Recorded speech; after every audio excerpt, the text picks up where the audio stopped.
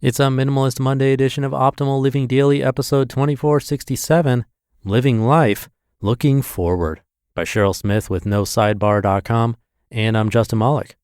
Happy Monday. Welcome back to Optimal Living Daily, or the OLD podcast, where I read to you from some of the best blogs I can find and get permission from.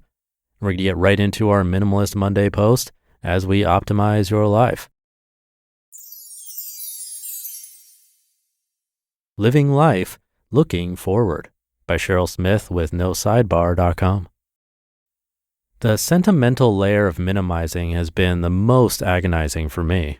I associate things with people and memories from the past, and it just feels so wrong to let the associated thing go.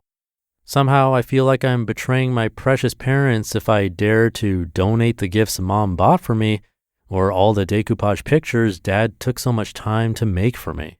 After all, there'll be no more gifts from them. I miss them so much, and holding on to the things they gave me during their time on Earth brings a great deal of comfort. Or does it? Sometimes it all starts to feel heavy, and seeing certain things seems to accentuate the blatancy of their absence more than make me feel the sense of comfort I felt the day they were given to me, because it is not that day anymore. Many moons have passed, and a lot of water has flowed under the bridge during the 19 years since Dad went to heaven and the 7 years since Mom followed him there. Due to circumstances beyond our control and completely against our will, we recently had to move again. As we packed and prepared for the move, I was completely dumbfounded as to how we could still have so much stuff. We began downsizing in earnest 4 years ago, sold our 4-bedroom home with the oversized garage, and released about 90% of our physical possessions. We moved into a 2-bedroom furnished rental that provided very little storage, have continued downsizing the entire time we lived there, being intentional about not bringing new things into our home, and yet, when we got ready to move again, I was completely overwhelmed by all we still own. How could this be? As I unpack boxes and crates in our new place, it occurs to me that a lot of what I'm unpacking is sentimental in nature. Oh, there are the things that we actually use, need, and want to keep, but there are a lot of other things I'm clinging to simply because I feel guilty letting them go. As I contemplated all of this today, the light of these epiphanies dawned on me. Number one, sentimental things are tethering me to the past. They're beginning to feel like an anchor holding me back from fully embracing the now and what is to come.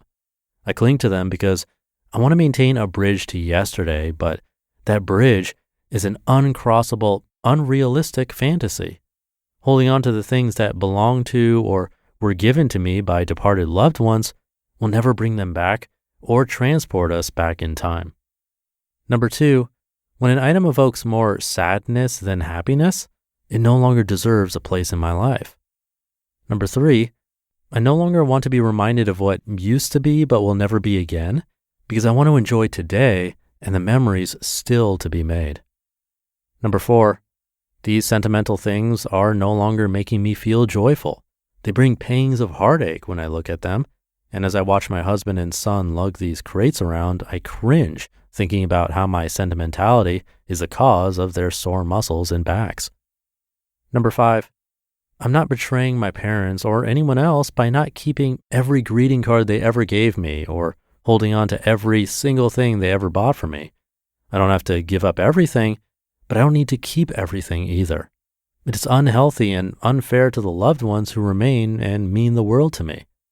Thankfully, I have the option of keeping choice, meaningful reminders of my time with them and still feel okay about not clinging to the rest. I can almost hear my very practical, sensible parents telling me it is not only okay, but it is high time to let go. Number six, one day when our son has the unpleasant job of sorting through our things after we are gone, the memories associated with the things we leave behind will not be attached. These are our memories, not his. It won't make sense to him why I kept a restaurant receipt from a meal Mom, Dad, and I shared when I was a teenager. He wasn't there, nor will he understand its purpose. So why burden him with it?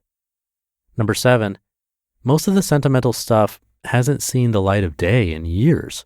I just keep it stashed away in crates that are never opened and keep moving it from place to place, kind of like dragging a ball and chain behind me. Opening it now feels like reopening an old, painful wound. I don't want to do that anymore. And number 8, as I purge the sentimental, I start to realize these same truths apply to relationships that may have at one time been healthy but have become toxic. Clinging to a detrimental relationship out of sheer guilt is counterproductive to my new forward-looking life. As I'm assessing every single thing I take out of boxes and crates before finding it a place in our new home, I'm analyzing each relationship to see if it still brings benefit, joy, and enrichment to my current life. It feels good to shed what is no longer healthy. From now on, I want to live life looking forward.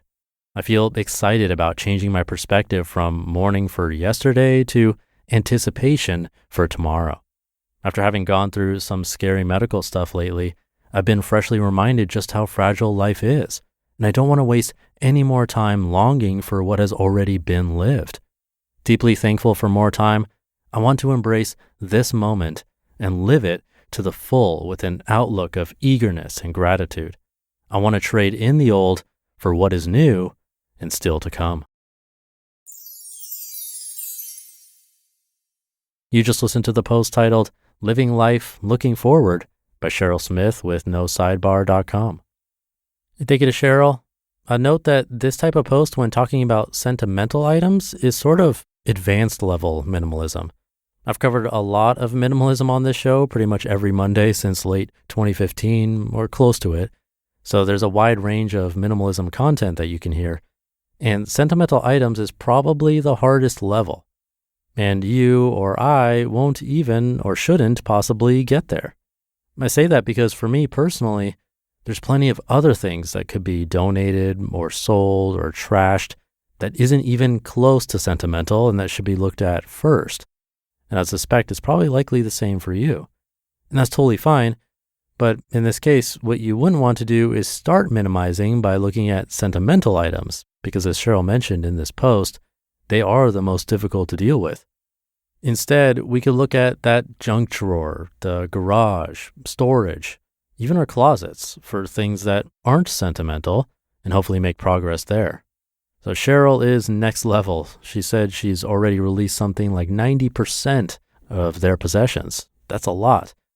And I'd say only when you get to that level does it make sense to consider the sentimental. So something to think about while on your decluttering and minimizing journey. Have a great Minimalist Monday if you're listening in real time. Thank you for being here and minimizing with me.